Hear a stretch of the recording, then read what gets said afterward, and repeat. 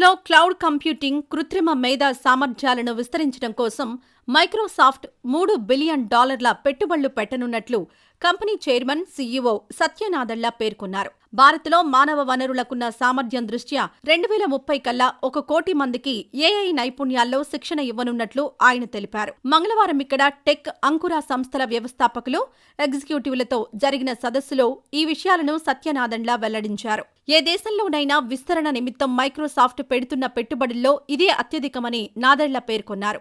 ఎంత కాల వ్యవధిలో ఈ మొత్తం పెడతారన్నది ఆయన వెల్లడించలేదు. భారత్లో ఏఐ ప్రగతి చాలా బాగుందని కితాబిచ్చారు. గత ఫిబ్రవరిలో మన దేశంలో పర్యటించిన నాదెండ్ల 2025 కల్లా 20 లక్షల మందికి ఏఐ నైపుణ్య శిక్షణ ఇస్తామని, గ్రామీణ, చిన్న, పట్టణ ప్రాంతాల్లోని వ్యక్తులపై దృష్టి పెడతామని తెలిపారు. మేం ప్రపంచ స్థాయి ఏఐ మౌలిక వస్తువులను నిర్మిస్తున్నాం. వినూత్నతకు ఇదొక సువర్ణ అవకాశమని ఆయన అన్నారు. ఏఐ వినూత్నతలో భారత్ ఒక దిగ్గజంగా మారుతోంది. సరికొత్త అవకాశాలు కనిపిస్తున్నాయి. ఏఐ ఫస్ట్ గా ఇండియాను మార్చడానికి కట్టుబడి ఉన్నాం. తద్వారా దేశంలోని వ్యక్తులతో పాటు సంస్థలు ప్రయోజనం పొందుతాయని వివరించారు. ప్రపంచవ్యాప్తంగా ఏఐ డేటా సెంటర్ల కోసం మైక్రోసాఫ్ట్ $80 బిలియన్ పెట్టుబడులు పెట్టిందని తెలిపారు.